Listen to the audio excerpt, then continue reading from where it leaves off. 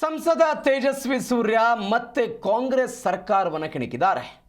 ನಮ್ಮ metro ticket ದರ ಏರಿಕೆ ಗೊಂದಲದ ಹಿನ್ನೆಲೆ ಡಿಕೆ ಶಿವಕುಮಾರ್ ಸೇರಿ ಸರ್ಕಾರ ಅಂತ ಆರೋಪ.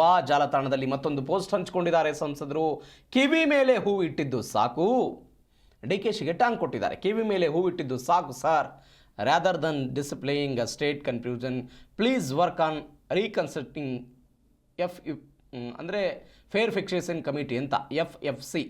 ಅದರ ಬಗ್ಗೆ ದೊಡ್ಡ ಗೊಂದಲಗಳಾಗ್ತಾ ಇತ್ತು. ಅದನ್ನು ಕೇಂದ್ರದವರು ನಿರ್ಧಾರ ಮಾಡ್ತಾರೆ ಅಂತ ರಾಜ್ಯದವರು ಹೇಳ್ತಾರೆ, ರಾಜ್ಯದವರು ನಿರ್ಧಾರ ಮಾಡ್ತಾರೆ ಅಂತ BJP ಸಂಸದರು ಹೇಳ್ತಾರೆ.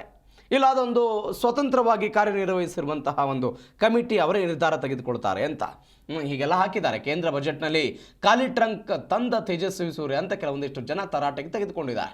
ತೇಜಸ್ವಿ ಸೂರ್ಯಗೆ ಹಲವರಿಂದ ವಿರೋಧದ ಕಮೆಂಟ್ ಬಂದಿದೆ, ನೀವು ದೃಶ್ಯದಲ್ಲಿ ಗಮನಿಸ್ತಾ ಇದ್ದೀರಿ. ಕಳೆದ 3-4 ದಿನಗಳಿಂದ BJP ಹಾಗೂ ರಾಜ್ಯ ಸರ್ಕಾರದಿಂದ ಈ ಗೊಂದಲ ಸೃಷ್ಟಿಯಾಗ್ಬಿಟ್ಟಿದೆ. ತೇಜಸ್ವಿ ಸೂರ್ಯ ಪೋಸ್ಟ್ಗೆ ಜನರು ತರಾಟೆಗೆ ತೆಗೆದುಕೊಂಡಿದ್ದಾರೆ. ಕೇಂದ್ರದ ಬಜೆಟ್ನಲ್ಲಿ ಖಾಲಿ ಟ್ರಂಕ್ ತಂದ ತೇಜಸ್ವಿ ಸೂರ್ಯ ಅಂತ ಅಂದರೆ ರಾಜ್ಯಕ್ಕೆ ಯಾವುದೇ ಅನುದಾನ ಬಂದಿಲ್ಲ, ಯಾವುದೇ ಘೋಷಣೆಗಳಾಗಿಲ್ಲ. ಬಜೆಟ್ನಲ್ಲಿ ಕರ್ನಾಟಕಕ್ಕೆ ಖಾಲಿ ಚಂಬು ಕೊಟ್ಟ ನಿರ್ಮಲಾ, ದಿಲ್ಲಿಯಿಂದ ಖಾಲಿ ಟ್ರಂಕು ಹೊತ್ತು ತಂದ ಚೈಲ್ಡ್ ಸೂರ್ಯ ಅಂತೆಲ್ಲ ಕಮೆಂಟ್ ಮಾಡಿದ್ದಾರೆ.